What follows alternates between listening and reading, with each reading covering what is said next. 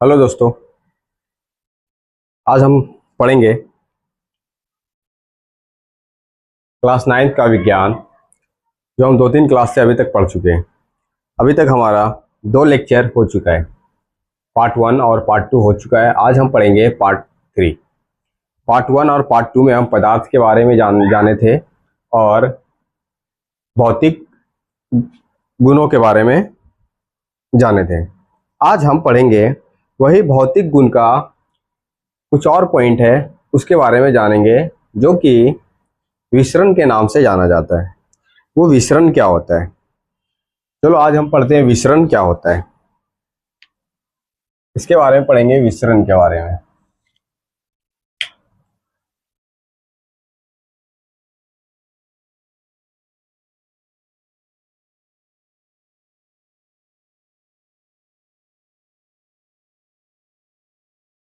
विसरण क्या होता है? विसरण हम समझे तो विसरण वो होता है, जैसे मान लिया जाए, हमारा परिभाषा है किसी पदार्थ का उच्च सांद्रता से निम्न सांद्रता की ओर जाना, वो उसको बोलते हैं विसरण। जैसे एग्जाम्पल के तौर पे मान लिया जाए, एक कमरे में फुल एसी लगा हुआ है। मान लिया जाए एक कमरे में एसी लगा हुआ है और उसमें एसी का हवा पूरे कमरे में फैला हुआ है। जैसे ही हम कमरा का गेट खोलते हैं तो वो जो एसी वाला हवा है, वो पदार्थ ऑटोमेटिक बाहर जाने लगता है। उसको हम विसरण बोलते हैं। चलो पहले परिभाषा लिखते हैं, उसके बाद हम इसके बारे में पूरा डिटेल में समझेंगे। चलो परिभाषा क्या है? किसी पदार्थ का, परिभाषा है हमारा, किसी पदार्थ का उच्च सांद्रता, उच्च सांद्रता, उच्च सांद्रता से निम्न सांद्रता,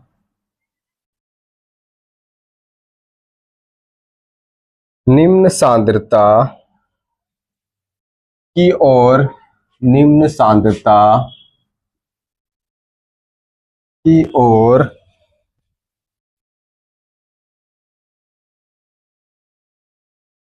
तथा गमन,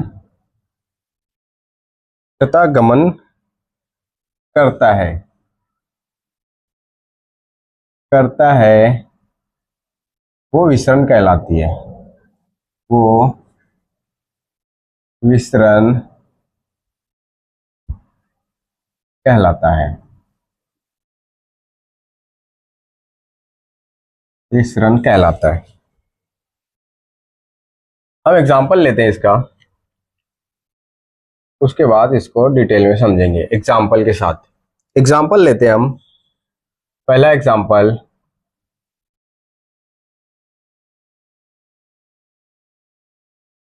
अगरबत्ती, अगरबत्ती का धुआं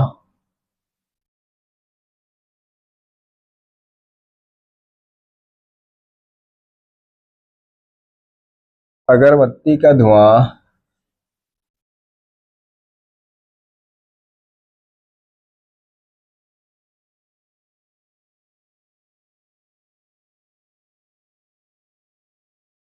अगरबत्ती का धुआं सतह पूरे कमरे में, कमरे में फैल जाता है, फैल जाता है। दूसरा एग्जाम्पल, हम दूसरा एग्जाम्पल लेते हैं। जल में, जल में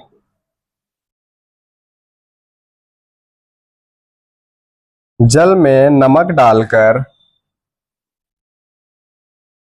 जल में नमक डालकर छोड़ देने पर, छोड़ देने पर वह धीरे धीरे, वह धीरे धीरे पूरे जल में घुल जाता है। जल में फैल जाता है।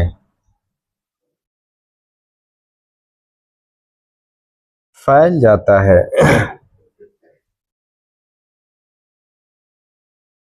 तीसरा नंबर, जल में कुछ बूंद, जल में कुछ बूंदे बूंदे स्याही की डालने पर स्याही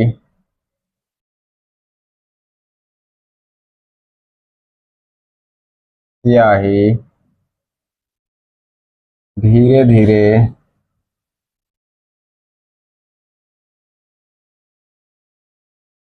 धीरे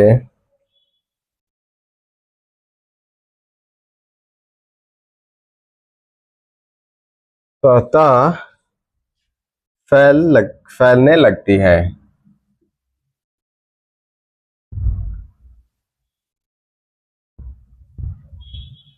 फैलने लगती है। ये 3 एग्जाम्पल है हमारे पास। इन तीनों के बारे में हम डिटेल में समझते हैं। ये होता क्या है विसरण, चलो समझते हैं इसको क्या है। परिभाषा है हमारा, पॉइंट है विसरण। ये विसरण किस टॉपिक का है? जो हमारा भौतिक गुणधर्म हम पढ़ रहे थे उसी के बारे में ये हमारा टॉपिक है।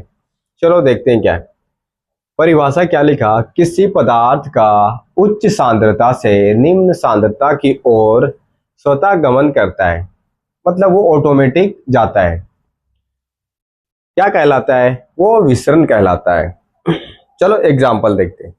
एग्जाम्पल क्या बोला, जैसे मान लिया जाए हमारा एक क्वेश्चन है आप लोगों से। क्वेश्चन ये है कि आप लोग एटीएम देखे होंगे, जहाँ पे एटीएम लगा हुआ रहता है उस कमरे को आप लोग देखे होंगे। पैसा निकालने गए होंगे तो वो देखे होंगे।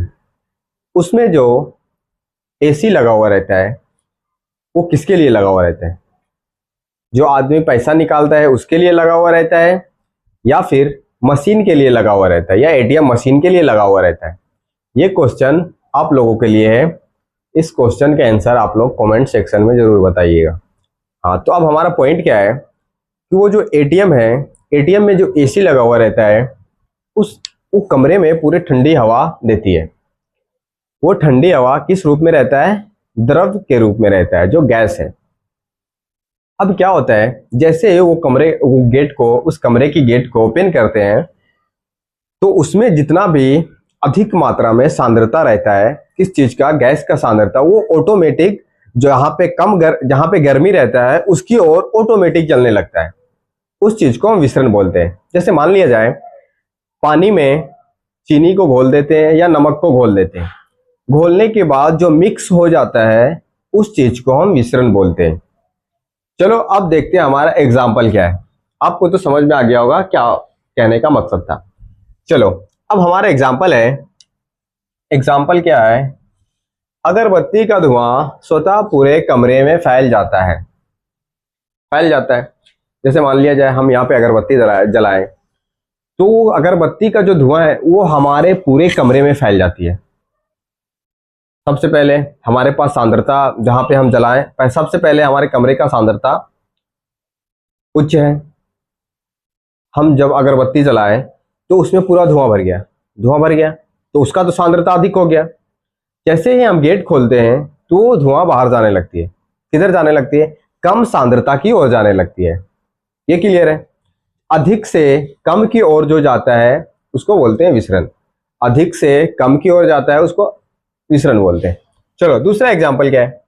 जल में नमक डालकर छोड़ देने पर वह धीरे धीरे पूरे जल में फैल जाता है। जैसे मान लिया जाए हम लोग नमक में पानी में नमक डालते हैं, वो तो एक ठोस पदार्थ है नमक, और पानी क्या है, पानी द्रव है, उसमें डालते हैं और वो धीरे धीरे पूरा पानी को नमक वाला पानी बना देता है। हम डाले थोड़ा सा, मगर पूरे पानी को वो नमक वाला बना देता है पूरा घुल करके। अब तीसरा पॉइंट क्या है? तीसरा पॉइंट है, जल में कुछ बूंदे स्याही की डालने पर स्याही धीरे धीरे स्वतः फैलने लगती है। हम ये एग्जाम्पल पिछले क्लास में भी दे चुके हैं। जब हम पानी में स्याही डालते हैं तो वो धीरे धीरे जहाँ पे कम रहता है वहां पे वो धीरे धीरे पूरे पानी में फैल जाता है। उसकी वजह से क्या होता है, उस वजह को हम विसरण बोलते हैं। ये तो हमारा क्लियर है। विसरण क्या होता है आप लोगों को भी समझ में आ गया होगा। ये हमारा पॉइंट था, इस चीज का पॉइंट था। सबसे पहले हम पढ़े थे पदार्थ के बारे में, उसके बाद हम पढ़े थे भौतिक गुणों के बारे में, और अभी पढ़ रहे हैं हम विसरण के बारे में। ये तीनों हम अभी तक पढ़ चुके हैं। पदार्थ तो हम लोग क्लियर कर चुके हैं, पदार्थ क्या होता है। अब भौतिक गुण में ये हमारा भौतिक गुण में ही आता है, ये दोनों भी हमारा क्लियर है। अब हम आगे क्या पढ़ेंगे?